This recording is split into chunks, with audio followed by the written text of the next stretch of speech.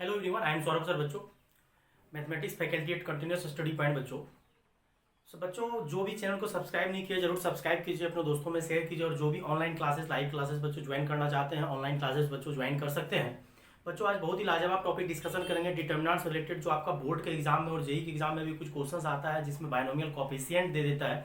जैसे एक previous lecture बच्चों हम डिस्कशन किए हुए हैं फैक्टोरियल से रिलेटेड, तो फैक्टोरियल से रिलेटेड भी डिटर्मिनेंट का क्वेश्चन बनता है। देन बाइनोमियल कोफिशिएंट से रिलेटेड भी डिटर्मिनेंट का क्वेश्चन बनता है, जिसमें कि बच्चे को काफी परेशानी होता है। पहले हम आपको बेसिक बाइनोमियल कोफिशिएंट डिस्कशन कर देते हैं, जिससे कोई दिक्कत नहीं आने वाला है। तो पहले थोड़ा सा बच्चों बाइनोमियल कोफिशिएंट पढ़ लो। एक्चुअली बाइनोमियल कोफिशिएंट क्या होता है, बहुत सारे बच्चे 11th नहीं पढ़े होंगे तो उसको पता नहीं होगा कि बाइनोमियल कोफिशिएंट क्या होता है। तो बाइनोमियल कोफिशिएंट बच्चों होता है एक्चुअली क्या है, ये एनसीआर को ही बाइनोमियल कोफिशिएंट बोला जाता है। एनसीआर को ही बाइनोमियल कोफिशिएंट बोला जाता है।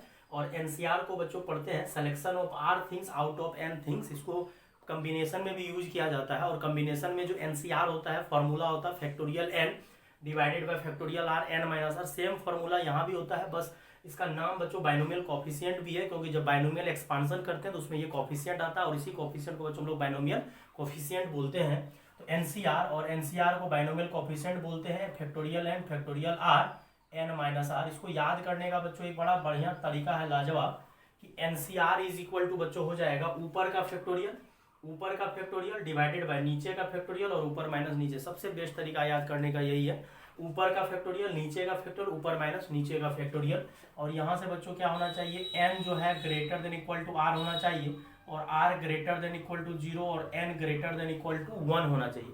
लेकिन यहीं पे एक चीज और लिख देते हैं बच्चों, ये जो एन जो होना चाहिए बिलोंग्स टू नेचुरल नंबर, और आर जो बिलोंग्स टू क्या होना चाहिए, होल नंबर। मतलब फ्रैक्शन नहीं होना चाहिए। एन और आर जो है बच्चों फ्रैक्शन नहीं होना चाहिए, क्योंकि सिलेक्शन का बात आता है।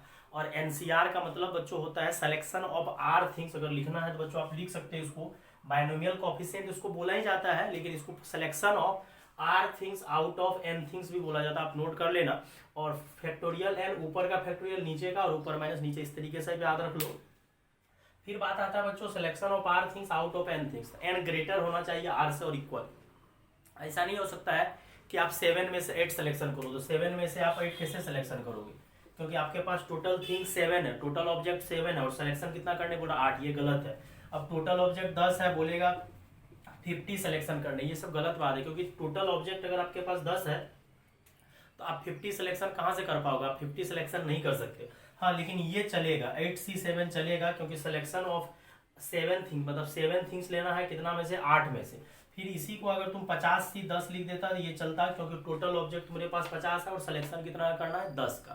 तो ये याद रखिएगा कि n greater than equal to r होना चाहिए, और r greater than equal to 0 और n greater than equal to 1। लेकिन ये आर मतलब एन जो होना चाहिए नेचुरल नंबर, 0 से बड़ा है जैसे आर, तो 0 के बाद 1 2 3 फ्रेश नंबर नेचुरल नंबर ही आएगा। और इसी को लिख दिए r greater than equal to 0, that is whole number. Whole number आपका 0 से स्टार्ट होता है और नेचुरल नंबर जो है कहाँ से स्टार्ट होता है बच्चों, 1 2 3 4, और ऊपर का फैक्टोरियल नीचे का। लेकिन इसको एक तो शॉर्ट ट्रिक है और एक थोड़ा सा कंसेप्ट आप याद रखिएगा, थोड़ा सा पूरा तो नहीं पढ़ा सकते हैं बच्चों। NCR is equal to NCN minus R होता है। NCR is equal to NCN minus R, ये प्रॉपर्टीज होता है कि एनसीआर जो है एनसीएन माइनस आर के बराबर होता है। अब कुछ बच्चों शॉर्ट ट्रिक पढ़ते हैं ओपन करने का। क्या ओपन करने का, एक तो देखो बच्चों जैसे आप 7C5 को ओपन करोगे, तो 7C5 को ओपन मत करो, क्योंकि अभी प्रॉपर्टीज पढ़े कि NCR is equal to NCN minus R. तो 7C5 को आप लिख दो 7C7 minus 5, NCR is equal to NCN minus R, तो ये आपका बन जाएगा 7C2। इसी तरह से अगर आपको 8C6 देगा बच्चों, तो इसको आप लिख दो 8, और 8 में से 6 गया बच्चों कितना हो जाएगा 8C2। तो जब भी आपको इस तरह का कभी बड़ा नंबर अगर दिखे आपको एनसीआर, तो ये 6 जो है बहुत ज्यादा बड़ा नंबर है, तो इसको हम लोग 8 में से 6 घटा के क्या बना दिए, 2 बना दिए। इसी तरह से जैसे आपको 20C मानो 17 दे दिया, तो 20C17 को आप लिख सकते हो 20C3। क्यों, क्योंकि NCR is equal to NCR minus R होता है। तो 20 में से 17 गया तो क्या हो गया बच्चों 3। पूरा शॉर्ट में समझा देते हैं बच्चों, समझ जाना चाहिए। अब ये सब सीख जाओगे तो दिक्कत नहीं होगा। जैसे आप 50C45 देगा, तो 50C45 दिया हुआ है, तो आप इसको चेंज करके 50C5 बोल सकते हो, क्योंकि 45 50 में से 45 गया मतलब 50 में से 45 गया, कितना बचा 5। इस तरह से आप सॉल्व कर सकते हो एनसीआर बराबर एनसीएन माइनस आर। तो ये सब जल्दी जल्दी कर लोगे ना, दिक्कत नहीं होगा। अब बच्चों इसको शॉर्ट ट्रिक अभी रहने दो, ये शॉर्ट ट्रिक आपका नहीं हुआ क्योंकि आपका एग्जाम्पल टाइप का हम करवा दिए, ये सब एग्जाम्पल है, इस पे कन्वर्जन। अब देखो एक एग्जाम्पल हम सॉल्व करते हैं, जैसे 8C6, तो 8C6 यही क्वेश्चन जो दिए थे 8C6, तो ऊपर का फैक्टोरियल बड़ा आसानी तरीके से याद किए हैं, ऊपर का फैक्टोरियल, नीचे का फैक्टोरियल और ऊपर माइनस नीचे का फैक्टोरियल, ऊपर माइनस नीचे, बड़ा आसानी तरीके से याद कर सकते हैं। ऊपर का फैक्टोरियल, नीचे का फैक्टोरियल, ऊपर माइनस नीचे का फैक्टोरियल। अब देखो यहाँ पे आपको दिमाग ये लगाना है कि फैक्टोरियल 8 है, फैक्टोरियल 6, एक स्टेप लिखना है तो आप लिख लो, लेकिन बाद में इसको चेंज करना है। फैक्टोरियल 8 और फैक्टोरियल 6, तो ये फैक्टोरियल 8 है और ये फैक्टोरियल 6 है, तो फैक्टोरियल 8 और फैक्टोरियल 6 में फैक्टोरियल 8 बड़ा है। और प्रीवियस लेक्चर ही डिटरमिनेंट का बच्चों जब समझाया तो उसमें बताया फैक्टोरियल के बारे में, नंबर निकलते जाएगा, वो एक कम का फैक्टोरियल होते जाएगा, यहाँ से 8 निकलेगा, 7 निकलेगा, फैक्टोरियल 6 बचेगा, और फैक्टोरियल 2 को लिख दो, 2 into 1 उल्टा करके लिख दो, और ये फैक्टोरियल 6 कैंसिल हो जाएगा और ये 4 टाइम्स कैंसिल होकर आपका 28 आ जाएगा। ठीक, अब इसी को बच्चों हम लोग क्या करते हैं, एक टेक्निक अपनाते हैं, शॉर्ट ट्रिक। पहले ये 8C6 को बच्चों हम लोग क्या करते हैं 8C2 लिख देते हैं, क्योंकि अभी हम लोग बोले थे कि NCR is equal to NCN minus R. 8C6 को आप लिख दो 8C2, क्योंकि 8 में से 6 गया 2 हो गया। और शॉर्ट ट्रिक है बच्चों, 8 को उल्टा आप 2 बार लिखो, 8 को उल्टा क्या करो 2 बार लिखो, क्यों, क्योंकि 8C6 को अगर आप छोड़ोगे इस कंसेप्ट को उल्टा लिखने वाले पे टाइम लगेगा, क्योंकि 6 बार उल्टा लिखना पड़ेगा। तो आप क्या करो 8C6 को आप कर दो 8C2, मतलब 8 में से 6 गया 2 हो गया, और 8 को उल्टा 2 बार लिखो, 8 7 फिर 2 1, और यहाँ से कैंसिल करोगे तो ये भी आपका 28 आएगा। इससे फायदा होगा, जैसे आपको 7C3 बोलेंगे ओपन करने, तो 7C3 अगर आपको ओपन करने बोलेंगे तो 7 को उल्टा कितना बार लिख दो 3 बार, 3 टाइम्स। और उल्टा मतलब ये बच्चों कि 7 के बाद 6 आएगा, 6 के बाद 5 आएगा, फिर 4, इस तरह से उल्टा बोल रहे हैं। तो 7C3 शॉर्ट ट्रिक का बड़ा आसानी तरीके से बन जाता है। तो 7C6 है बच्चों, तो 7 को उल्टा कितना बार लिख दिए 3 टाइम्स, और 3 को बच्चों उल्टा कहाँ तक लिख दो 1 तक, तो ये कैंसिल होकर आपका 35 हो जाएगा। तो जल्दी जल्दी बच्चों बनेगा। अब जैसे आपको मानो 20C17 दे दिया सॉल्व करने, अगर मेरे शॉर्ट ट्रिक से चलोगे या तो फॉर्मूला लगाओगे ऊपर का फैक्टोरियल नीचे का और ऊपर माइनस नीचे का, तो ठीक है। लेकिन अगर मेरे तरीका से चलोगे तो 20C17 को तुमको 20 को 17 बार उल्टा लिखना पड़ेगा, काफी टाइम लगेगा।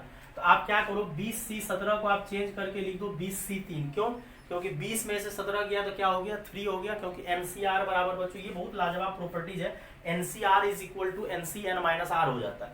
अब जाके आपको 20 को उल्टा कितना बार लिखना पड़ेगा 20 19 18 और 3 2 1, और ये डायरेक्ट कैंसिल हो जाएगा 3 टाइम, और यहाँ से बच्चों आंसर आ जाएगा 1140।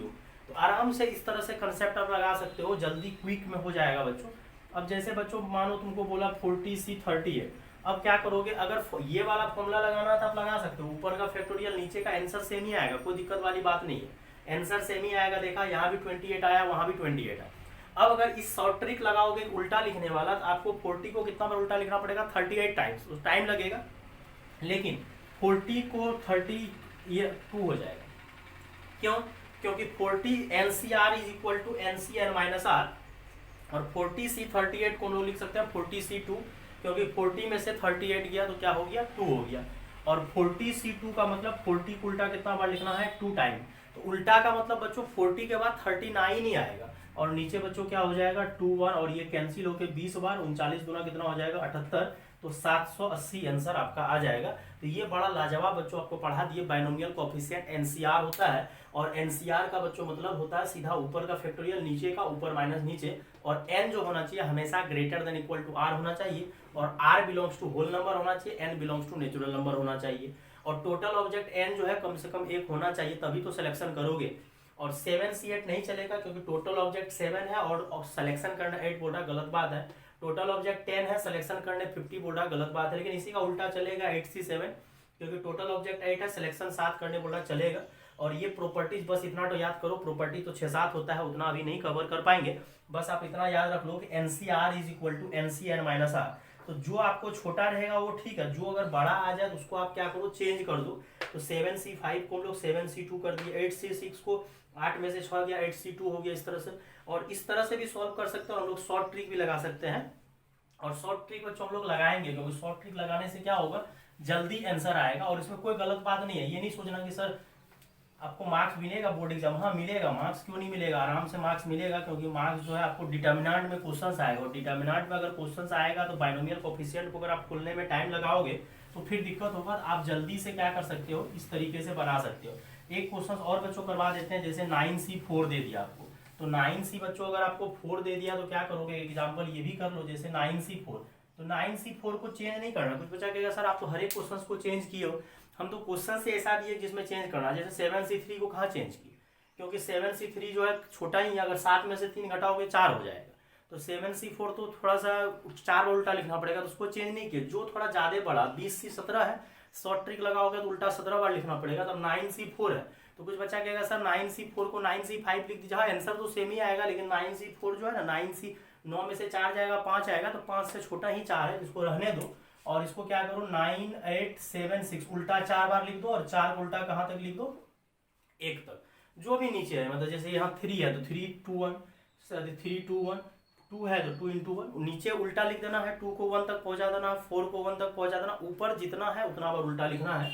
और यहाँ से 4 और 2 8 कैंसिल हो जाएगा, और ये 2 टाइम्स कैंसिल हो जाएगा, और मल्टीप्लाई कर लीजिए बच्चों, कितना हो जाएगा, 1 2 6 हो जाएगा। ठीक, अब यहाँ से बच्चों एक चीज सीखने के लिए जा रहे हैं कि अगर तुमको NC1 बोलेगा तो NC1 का वैल्यू बच्चों 1 होगा। क्यों, क्योंकि NC1 का वैल्यू बच्चों n होगा। क्यों, क्योंकि आप सीधा समझ जाओ, NC1 का मतलब n को उल्टा 1 बार लिखे, ऐसे शॉर्ट ट्रिक लगा दो, n को उल्टा कितना बार लिखे, 1 बार। और बात फिर आता है NC0, तो इसको उल्टा लिखने वाला काम नहीं करेगा, क्योंकि NC0 अब क्या उल्टा कितना बार लिखोगे, तो ये 0 है, इसलिए इसको फॉर्मूला लगा दो, ऊपर का फैक्टोरियल, नीचे का फैक्टोरियल, और ऊपर -0 का। और फैक्टोरियल 0 का वैल्यू बच्चों 1 होता है, ये आप याद रखिए, और ये कैंसिल होके 1 आएगा। तो याद रखिए कि NC0 का वैल्यू 1 होता है, तो इसमें शॉर्ट ट्रिक काम नहीं करेगा उल्टा लिखने वाला, क्योंकि NC0 है तो आप कितना बार उल्टा लिखोगे, कोई नहीं मतलब करेगा। लेकिन NC1 को आप शॉर्ट ट्रिक में याद रख सकते हो कि n को उल्टा कितना बार लिखेंगे, 2 बार। तो मतलब एक ही बड़ा अच्छा लाजवाब बात आता है, 7C0 बोलो, 5C0 बोलो, 10C0 बोलो, कितना C0 भी बोलो, सबका वैल्यू कितना होगा, 1 होगा। हाँ, लेकिन 7C अगर 1 बोलेंगे तो 7C1 का वैल्यू 7 होगा, 6C1 का वैल्यू 6 होगा, या ऐसा बोलो उल्टा 1 बार लिख देना। अगर इसी को 7C2 बोलेगा, 7 को उल्टा 2 टाइम्स लिखना। तो ये आप बच्चों आपका बाइनोमियल कोफिशिएंट क्लियर कर दिया। और NC1 का 1 होता है, और NC1 का n हो जाता है, क्योंकि 1 बार उल्टा। और NC0 का वैल्यू बच्चों कितना होता है, 1 होता है। अब जो डिटर्मिनेंट का क्वेश्चन आपको बाइनोमियल कोफिशिएंट से रिलेटेड आता है, जाके एक बार बाइनोमियल का जो बच्चों प्लेलिस्ट में कुछ लेक्चर अपलोड किया हुआ, उसमें जाकर आप देख सकते हो, अगर कोई जरूरत हो आपको तो। और बोले भी थे प्रीवियस लेक्चर में कि फैक्टोरियल सब जाकर आप देख सकते हो, तो क्लियर हो जाएगा ज़्यादा अच्छे तरीके से। और नहीं तो कोई बच्चा अगर 11 ढंग से पढ़े हो तो कोई दिक्कत नहीं है, जो नहीं पढ़े तो एक बार देख लो, देखने में कोई दिक्कत नहीं। कुछ बच्चा सोचता है सर हम 12th पढ़ रहे हैं तो सर 11 का क्या जरूरी नहीं है, जरूरत तो आपको पढ़ते रहेगा, जरूरत तो ऐसा नहीं है, ये 11 12 दोनों एक ही है, बस कोर्स को डिवाइड कर दिया गया है, आपको हर एक चैप्टर का जरूरत हर एक चैप्टर में पढ़ते रहेगा।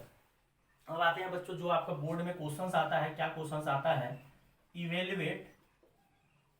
इवेल्युएट बच्चों करने बोल रहे हैं, NC0 NC1 NC2 n+1 C0 n+1 C1 n+1 C2, फिर बच्चों दे रहे हैं n+2 C0 n+2 C1 और n+2 C2, इसको इवेल्युएट करना। अब कुछ बच्चे तो क्वेश्चंस को देख के ही डर जाता है, सर ये क्वेश्चन हमसे बनने वाला नहीं है। अरे यार बनेगा, ये क्वेश्चन में कोई दम नहीं है।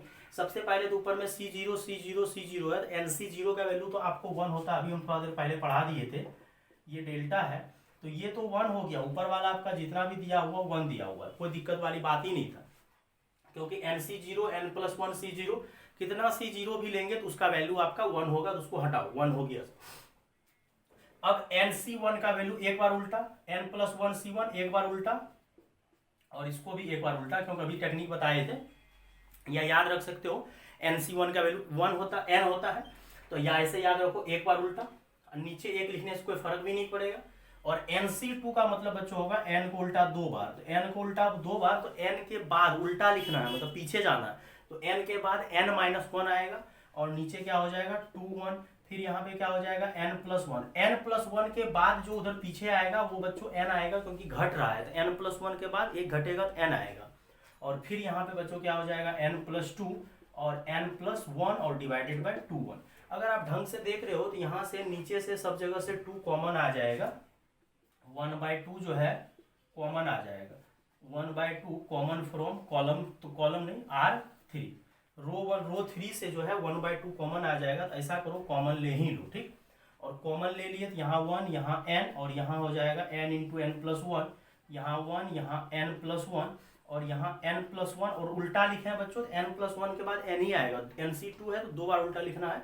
और n+2 है बच्चों, यहाँ पे n+2 और यहाँ 1, और यहाँ n+2 के बाद बच्चों n+1 क्यों आया, क्योंकि एक घटा है, तो एक जो सब्ट्रैक्शन होगा बच्चों तो वो सब्ट्रैक्शन होके n+2 और उसके बाद n+1 हो गया। अब देखो हम लोग क्या करते हैं, जब भी डिटर्मिनेंट का बात आता है कोशिश करते हैं जीरो बनाने का। अब जीरो कैसे बनेगा सर, यहाँ 1 है यहाँ 1 है, कॉलम 1 में से क्या कीजिए, कॉलम 2 घटा दीजिए, और कॉलम 2 में से कॉलम 3 खटाक खटाक आपको 2 जीरो दिख जाएगा। और जितना ज़्यादा जीरो हो जाएगा उतना ज़्यादा फायदा बनेगा। अब यहाँ से डेल्टा जो है ये 1/2 तो रहेगा ही रहेगा, कॉमन ली है तो 1 में से 1 गया आपका 0, और n में से n+1 जाएगा बच्चों तो यहाँ -1 बचेगा। ठीक, अगले वाले में थोड़ा ढंग से देखना। अच्छा, यहाँ n-1 होगा, उल्टा लिखे हैं। अब ढंग से देखना, यहाँ n है और यहाँ n है, सब्ट्रैक्शन कर रहे हैं तो यहाँ बगल में कर देते हैं, तो n कॉमन हो जाएगा, और n-1 में से n+1 क्योंकि कॉमन तो लेंगे ना, जब सब्ट्रैक्शन करोगे इसमें से इसको सब्ट्रैक्शन करोगे दोनों जगह से n कॉमन हो जाएगा, और ये n और n कैंसिल होके ये -2n हो जाएगा, तो ये माइनस, और यहाँ 0 और यहाँ भी -1 हो जाएगा, क्योंकि n+1 में से अगर n+2 सब्ट्रैक्ट करोगे तो n और n कैंसिल, 1 में से 2 गया -1। अब देखो यहाँ पे n+1 इंटू n है, यहाँ n+2 इंटू n+1 है, तो n+1 क्या हो जाएगा कॉमन, और n+ कॉमन लोगे तो यहाँ पे क्या बचेगा n, और यहाँ क्या बचेगा n+2, और यहाँ भी कैंसिल करोगे तो यहाँ -2 टाइम्स ऑफ n+1 हो जाएगा, -2 टाइम्स ऑफ n+1, और यहाँ बचेगा क्या, नहीं यहाँ 0 नहीं, अब तो यहाँ 1 और n+2 बचेगा। यहाँ बच्चों क्या बचेगा, उसी ये लोग का जरूरत ही नहीं पड़ेगा, n+2 और n+1। अब इधर से खोल दो, क्योंकि जब 2 जीरो बन जाता है बच्चों तो हम लोग को फायदा ही फायदा रहता है। 2 जीरो मेरा ऑलरेडी बन चुका है, तो 1/2, और 0 तो खत्म हो गया, रहने तो उसको कोई जरूरत ही नहीं है, -1 -2n, -2 टाइम्स ऑफ n+1। अब इसको सॉल्व करोगे तो क्या होगा, ये मल्टीप्लाई होकर तो प्लस हो जाएगा, और बीच में माइनस, और ये मल्टीप्लाई होके प्लस, माइले मेन डायगोनल मल्टीप्लाई करेंगे, फिर जो है बच्चों 2 से मल्टीप्लाई करो, 2n + 2 -2n, 2n कैंसिल हो जाएगा, और बचेगा 2, 2/2 कट के कितना आ जाएगा 1 आ जाएगा। तो क्वेश्चन जो कहोगे कोई ज़्यादा कॉम्प्लिकेटेड नहीं है, लेकिन आपको शॉर्ट आंसर टाइप में देगा, शॉर्ट आंसर टाइप 2 मार्क्स में देगा, और बड़ा लाजवाब तरीके से बन जाएगा। सबसे पहले C0 उसका तो वैल्यू 1 होगा। अब फिर क्या कि NC1 का मतलब एक बार उल्टा, n+1 C1 एक बार उल्टा तो n+1, फिर n+2, और फिर NC2 का मतलब 2 बार उल्टा, n के पीछे n-1 आएगा क्योंकि घटता है, और यहाँ 2 1, और यहाँ से 2 कॉमन ले लिए, और घटा घटा के हम लोग क्या किए 0 बना लिए। और जब बच्चों 2 0 बन गया तो हम लोग का क्वेश्चन थोड़ा सा आ गया पोजीशन में, उससे क्या होता है कैलकुलेशन आसान होता है। और देखो n पे डिपेंड नहीं किया, आंसर कितना आया 1 आया। अब इसी टाइप का क्वेश्चन बच्चों और देते हैं, इसको पहले आप नोट करो। यही सब क्वेश्चन बच्चों घूमते रहता है, टेंशन नहीं लेना है, यही सब क्वेश्चन जो है आपका घूमते रहेगा। थोड़ा सा बच्चों चेंजिंग करेंगे, यही सेम क्वेश्चन क्या करते हैं n के टर्म में ही लिखते हैं, क्योंकि ज्यादातर तो n ही फोकस करता है, जब भी देगा वो लोग तो n ही फोकस करेगा, हमेशा n के टर्म में ही देगा। और ज्यादा ज्यादा क्या कर सकता है, n दे सकता है, m दे सकता है, x दे सकता है, y दे सकता है, z दे सकता है, और क्या कर सकता है, कुछ नहीं कर सकता है। अब देखो क्या करते हैं, NC0 n+2 C1 n+2 C2, इस तरह से बच्चों को थोड़ा सा क्वेश्चन दे रहे हैं। और n+2 ऐसा करते हैं, यहाँ लिख देते हैं NC1 NC, इधर n वाला पैटर्न लगा देते हैं, और यहाँ 0 से ही स्टार्ट करते हैं, तो यहाँ n+4 देंगे, थोड़ा चेंज करते हैं, 2 का गैपिंग रखते हैं, n+2 C1 और n+2 C2। ऐसा नहीं है क्वेश्चन हार्ड है, यहाँ 0 दे दीजिए तब, क्योंकि कॉलम वाइज इस बार 0 चला दिए हैं, या उधर भी दे देगा NC0 n+2 C0, उधर भी चला सकता है, लेकिन हम ऐसे रो वाइज चला दिए हैं, NC0 NC1 NC2 n+2 C0 n+2 C1 n+2 C2 और n+4। पिछले बार एक का गैपिंग था, n था, n+1 था, n+2 था, इस बार n+4। ये कोई दिक्कत नहीं है, ठीक ना बच्चों। सबसे पहले क्या कीजिए, ये डेल्टा जो है आप NC0 का वैल्यू तो, अरे यार 0 का वैल्यू 1, NC0 कितना C0 भी देगा, मतलब ये NC0 है, ये n+2 C0 है, ये n+4 C0 है, तो कितना C0 भी दीजिए, सबका वैल्यू कितना होगा 1। कितना, ये तो रट्टा मार लेना है कि NC0 का वैल्यू 1 होता है, कितना C0 भी देगा सबका वैल्यू 1 होगा। और ये एक बार उल्टा, और ये कितना बार उल्टा, 2 बार उल्टा, n-1 और 2 1 उल्टा लिखना है, ठीक। और ये n+2 C1 है, उल्टा कितना बार, एक बार। और इसको जो है बच्चों n+2 और उल्टा जो है 2 बार लिखना है, तो n+2 के बाद जो है पीछे जो आएगा n+1 आएगा और नीचे क्या हो जाएगा 2 1, और n+4 C0, कितना C0 भी उसका वैल्यू 1 होता है, याद रखिएगा। कुछ बच्चा कहेगा सर सच में, हाँ याद रखना, अभी प्रूफ भी कर दिए थे। और n+4 और यहाँ पे क्या हो जाएगा बच्चों n+3, एक पीछे चलना है, n+4 के बाद n+3। अब फिर से वही काम करना है, इस बार कॉलम से कॉमन आएगा 1/2 कॉमन फ्रॉम कॉलम 3, तो कॉलम 3 से 1/2 कॉमन ले लीजिए, और कॉमन लीजिएगा बच्चों, यहाँ पे तो n होगा, nc1 को उल्टा लिखना है, nc1 को एक बार उल्टा लिखना है, n होगा।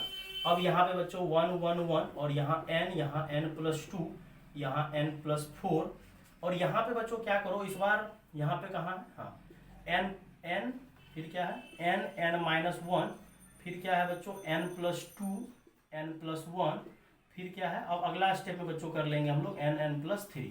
अब क्या करो, अब R1 में से R2 घटाओ, यहाँ पे फायदा इसी में है बच्चों, R1 में से R2 तो ना 0 बनेगा, तो कॉलम 1 नहीं R1 में से R2, क्योंकि रो वाइज घटाना 1 1 1 इस तरह से है, तो R1 में से आप R2 घटा लो और R2 में से बच्चों क्या घटा लो R3, और जितना ज्यादा सब्ट्रैक्शन करोगे उतना ज्यादा 0 बनेगा, और जितना ज्यादा बच्चों 0 बनेगा उतना ज्यादा फायदा होगा हम लोगों को कैलकुलेशन में। यहाँ 0 और यहाँ जब घटाओगे तो यहाँ -2 आएगा। यहाँ पे थोड़ा बच्चों कैलकुलेशन कॉम्प्लिकेटेड थोड़ा जाएगा, लेकिन कोई दिक्कत नहीं है, कर लेते हैं। यहाँ हो जाएगा n² - n, उसमें से क्या करते हैं n² 2n + n कितना हो जाएगा 3n+2, ये सब्ट्रैक्ट कर देंगे। फिर यहाँ 1 में से 1 गया 0, यहाँ 2 में से 4, n तो n कैंसिल हो जाएगा, 2 में से 4 जाएगा तो -2, और यहाँ पे फिर थोड़ा सा कैलकुलेशन करना पड़ेगा बच्चों, n² क्योंकि कॉमन नहीं आएगा 3n+2, और यहाँ पे ये एग्जाम में आपको करना पड़ेगा बच्चों 7n+12, और इधर क्या कीजिए ना, इधर रहने दीजिए, इधर का कोई ज़रूरत भी नहीं है, तो इधर जो भी था आपका रहने दीजिए, n+4 था और n+3, इधर का जरूरत भी नहीं पड़ेगा, लेकिन इसको पहले आप सॉल्व कर लीजिए। ये n² कैंसिल हो जाएगा, ये n² भी कैंसिल हो जाएगा, तो देख लीजिए सब्ट्रैक्शन करने के बाद कितना बचा है। तो सब्ट्रैक्शन करने के बाद बच्चों अगर यहाँ आप होश में है तो -n और -3n, तो -4n हो जाएगा, और यहाँ क्या हो जाएगा यहाँ क्या है +3n और यहाँ -7, यहाँ भी -4n बचेगा, तो बाद में वो मल्टीप्लाई होकर अपना आंसर जो आना होगा आ जाएगा बच्चों, उसमें कोई दिक्कत नहीं है। थोड़ा सा इसमें कैलकुलेशन है, तो बोर्ड सब पर्पस में इस टाइप के क्वेश्चन सब CBSE सब में खास करके आने का चांस रहता है। तो ये आपका 1/2 रहेगा ही रहेगा, ये 1/2 आपका रहेगा, 1/2 कहीं नहीं जाने वाला है, तो ये 1/2 आपका रहेगा, ठीक। 0 0 1 भी रहेगा, इसको कोई दिक्कत नहीं है, 0 0 1 -2 और n+4 भी रहेगा। अब यहाँ n² कैंसिल हो गया, ये मल्टीप्लाई थोड़ा कर लीजिएगा, कोई बड़ा मल्टीप्लिकेशन नहीं है, -n है और ये प्लस माइनस माइनस, तो ये -4n हो जाएगा, और -4n -2, फिर यहाँ पे ध्यान देखिएगा, यहाँ 3n है, यहाँ 7n है, सब्ट्रैक्शन होगा तो -4n हो जाएगा, ठीक। और यहाँ पे +2 है और ये 12 इधर आएगा, माइनस हो जाएगा, तो -12 कितना -10 हो जाएगा, और यहाँ जो भी था रहने दीजिए, क्योंकि इसका जरूरत नहीं पड़ने वाला है। n+4 था, n+3, ये तो खुलेगा ही नहीं, इस तरफ से इधर से खुलेगा, प्लस माइनस प्लस। अब हम लोग क्या करते हैं, ये 1/2 रहेगा, ये 0 तो कोई मतलब ही नहीं है, यहाँ -2, यहाँ -2, यहाँ माइनस क्या कीजिए, दोनों जगह से कॉमन ले लीजिए, यहाँ भी माइनस कॉमन ले लीजिए। अब क्या करना है 1/2 माइनस माइनस मल्टीप्लाई होके ये आपका प्लस हो जाएगा, फिर बीच में माइनस, ये दोनों माइनस भी मल्टीप्लाई होके आपका क्या हो जाएगा प्लस हो जाएगा। अब थोड़ा सा कष्ट कीजिए, ये 8n हो जाएगा, ये 20, फिर -8n -4, ये कैंसिल हो जाएगा, और 20 में से 4 जाएगा 16, और बाद में कैंसिल कीजिएगा तो आंसर कितना आएगा 8। तो लाजवाब क्वेश्चन है बच्चों, पिछला क्वेश्चन का आंसर बच्चों आपका आया था 1, और इस क्वेश्चन का बच्चों आंसर आया है आपका 8, और कुछ नहीं किया, बस थोड़ा सा चेंजिंग किया, NC 0 है, फिर n+2 है, फिर n+4 है, तो थोड़ा सा आंसर, और यहाँ पे थोड़ा कैलकुलेशन, मतलब 2 मार्क्स शॉर्ट आंसर में इस टाइप का क्वेश्चन बच्चों आता है। बाद में 1/2 हम लोग कॉलम 3 से कॉमन ले लिए और सब्ट्रैक्शन कर करके 0 बना लिए, और 0 बिना बनाए बच्चों हम लोग सॉल्व करते ही नहीं है, क्योंकि जितना ज्यादा 0 बनेगा उतना ज्यादा प्रॉफिट होगा। अगर कोई बच्चा बिना 0 बनाए सॉल्व करेगा फिर उसको प्रॉब्लम होगा, क्योंकि हम लोग को कोशिश करना है कि 0 जो है मतलब 0 नहीं, 0 जितना ज्यादा बने, क्योंकि कोई बच्चा कहेगा सर एक्सपांड कर देंगे तो क्या आंसर नहीं आएगा, आंसर आएगा, लेकिन आपका कैलकुलेशन लेंदी हो जाएगा, आप परेशान हो जाओगे। तो कोशिश करना है कि सब्ट्रैक्शन करके या डिवाइड करके कैसो ना कैसो करके, पहले जैसे 1/2 कॉमन आए तो 1/2 कॉमन ले लिए, देन आप 0 बनाने का कोशिश करो। अब एक क्वेश्चन बच्चों इस लेक्चर का लास्ट देते हैं, इस टाइप का भी घुमा देगा, evaluate delta = PC0 PC1 PC2 QC0 QC1 इस बार पूरा चेंज कर दिए, पिछले बार तो सब में N ही दिख रहा था, इस बार चेंज हो रहा है। और RC0, RC1 और RC2। क्वेश्चन में कोई खास जो कहोगे दम है नहीं है दम, बस क्या हो गया PQR चलने लगा इस बार। PC0, तो C0 का तो वैल्यू 1 होता है। तो एग्जाम में जो है ना बच्चों, कभी कभी आपका एग्जाम में जो है इतना नौटंकी लोग करेगा भी नहीं, लोग क्या करेगा यहाँ पे 1 छाप देगा, क्योंकि NC0 का वैल्यू तो 1 ही होता है। तो ज्यादातर बुक सब में अगर क्वेश्चन देखोगे तो वहाँ 1 लिख देगा, लेकिन हम लोग प्रैक्टिस कर रहे हैं अभी बच्चों बोर्ड एग्जाम का, तो यहाँ सीखना है कि ये वैल्यू जो है 1 होगा, इसका याद रखना है, लिख देना है बगल में कि NC0 का वैल्यू 1 होता है। और ये P हो जाएगा, ये Q और ये R, क्योंकि एक बार उल्टा लिखना है। लेकिन इसको जो है बच्चों कितना बार उल्टा लिखना है, 2 बार। यही काम रो वाइज भी लिख सकते थे, ऐसा नहीं है, रो वाइज भी लिखते तो कोई दिक्कत नहीं है, तो रो वाइज कॉमन आ जाता है। तो कॉलम 3 को क्या करते हैं बच्चों, कॉलम 3 को 2 से गुना करते हैं। तो 2 से गुना करेंगे तो डिवाइड में 2 आएगा, या कोई बच्चा कहता है सर 1/2 क्या कर रहे हैं, कॉमन ले रहे हैं, बात बराबर है। यहाँ 1, यहाँ 1, यहाँ 1, यहाँ PQR और P-1, Q-1, और फिर अगला बच्चों R-1। अब हम लोग क्या करते हैं, 1 1 1 है तो रो वाइज सब्ट्रैक्शन करते हैं। R1 में से क्या करते हैं बच्चों, R2 को सब्ट्रैक्ट कर देते हैं, और R2 में से बच्चों किसको घटा देते हैं, R3 को। अब घटाना बेटा जरूरी है, कोई बच्चा कहेगा सर हम डायरेक्ट कैलकुलेशन करेंगे, डायरेक्ट कैलकुलेशन करोगे तो फिर आपका आंसर बच्चों फिर टाइम लगेगा, आंसर में मुसीबत हो जाएगा। और हम लोग को कोशिश करना है कि जितना ज़्यादा जीरो हो उतना ज़्यादा फायदा होता है। कोई शौक नहीं है जीरो बनाने का, लेकिन डिटर्मिनेंट में ही तभी ही ऑपरेशन अगर हम लोग कर देते हैं, जीरो बना लेते हैं, उससे क्या फायदा होता है, आपका कैलकुलेशन आसान हो जाएगा बाद में, फ्यूचर में। अभी भी आंसर आएगा, ऐसा नहीं है नहीं आएगा, लेकिन माथा का दर्द हो जाएगा। अब सब्ट्रैक्शन कर रहे हो और 1/2 तो कॉमन ले लियो, तो 1 में से 1 गया, यहाँ 0 हो जाएगा। P में से Q जाएगा तो P-Q। अब यहाँ ध्यान से देखना, यहाँ तो मल्टीप्लाई करना पड़ेगा, P² - P, फिर -Q² - Q, फिर 0, यहाँ Q-R, फिर यहाँ हो जाएगा Q² - Q और R² - R, और यहाँ 1 R और R-1। अब थोड़ा सा वहाँ पे आपको टाइम लगेगा, थोड़ा वहाँ ढंग से कैलकुलेशन करना पड़ेगा आपको। तो ये 1/2 रहने दीजिए, 0 0 1 रहने दीजिए, ये P-Q रहने दीजिए, Q-R रहने दीजिए, और R रहने दीजिए। क्या यहाँ से क्या कीजिए, P² और Q² को एक जगह लाइए, ला लिए, माइनस कॉमन लीजिए तो P पॉजिटिव हो जाएगा और P-Q हो जाएगा। फिर यहाँ से क्या कीजिए, Q² - R² लीजिए, और ये -Q है तो माइनस कॉमन ले लीजिए, तो ये Q-R और ये R × R-1। अब ध्यान से देखना, R1 को हम लोग क्या करते हैं, R1 को हम लोग P-Q से डिवाइड करते हैं, क्योंकि हर एक जगह से P-Q आ जाएगा, क्योंकि इसका फैक्टर होगा A - B A + B, मतलब P-Q P + Q। और R2 को हम लोग क्या करते हैं, डिवाइड कर देते हैं बच्चों, R2 को डिवाइड कर देते हैं Q-R से, और डिवाइड करोगे तो बाहर आपका कॉमन आ जाएगा। तो ये क्वेश्चन थोड़ा आसान होते चलेगा। और यहाँ पे बच्चों क्या हो जाएगा, 0 0 1, और यहाँ 1 बचेगा। लेकिन यहाँ पे ध्यान देखिएगा, इसका 2 फैक्टर होगा, थोड़ा उड़ा रहे हैं क्वेश्चन को। P² - Q² का फैक्टर होगा P-Q और P + Q। तो P-Q कॉमन ले लिए हैं तो P + Q बच जाएगा, और यहाँ पे P-Q कॉमन आ गया तो यहाँ -1 बच जाएगा, और यहाँ से Q-R कॉमन आ गया है तो क्या बच जाएगा, Q+R और -1, और यहाँ बच जाएगा R और R-1। ठीक। अब अभी भी अगर कोई बच्चा को सर और ज़्यादा मेरा मन कर रहा है कि इसको सब्ट्रैक्शन करने का, तो कर सकते हो, फिर से घटाओगे 0 हो जाएगा, नहीं तो आप ओपन कर दो, खटा का आंसर ही आ जाएगा, प्लस माइनस प्लस। तो P-Q, फिर क्या आया था बच्चों, Q-R डिवाइडेड बाई 2, और ये 0 0 तो हो ही गया था, और यहाँ 1 यहाँ 1, P + Q-1 और Q+R-1। और यहाँ से अगर आप सॉल्व करोगे तो P-Q Q-R/2, और ये कहाँ आ जाएगा, Q+R-1 इधर आ जाएगा, और P + Q-1 इधर आ जाएगा, और Q आपका कैंसिल हो जाएगा, -1 भी कैंसिल हो जाएगा। तो फाइनली आपका एक साइकिल बन गया बच्चों, P-Q Q-R और R-, ये सॉल्व करोगे तो ये R-P, एक साइकिल बन गया। याद भी रख सकते हो, P-Q Q-R और R-P डिवाइडेड बाय 2। यही टाइप का क्वेश्चन बोर्ड एग्जाम में मान चलो ये PQR में दिया, अगर आपको XYZ में दे दिया, सेम क्वेश्चन बच्चों अगर आपको XYZ में दे दिया तो हम डायरेक्ट आंसर ही लिख देते हैं, क्योंकि हमको अभी आंसर्स क्लियर हो गया इस ये क्वेश्चन। लेकिन याद नहीं रख लीजिए, नहीं पता चला कुछ कचरा करके आप लोग आ गए, याद नहीं करना है। अगर मान के चलो यही क्वेश्चन चेंज करके हम दे दिए XC0 XC1 XC2, या तो रो वाइज या कॉलम वाइज, कोई दिक्कत नहीं, YC0 YC1 YC2 ZC, क्योंकि ज़्यादातर देखे होगे आप क्वेश्चन जो है XYZ में ही चलता है।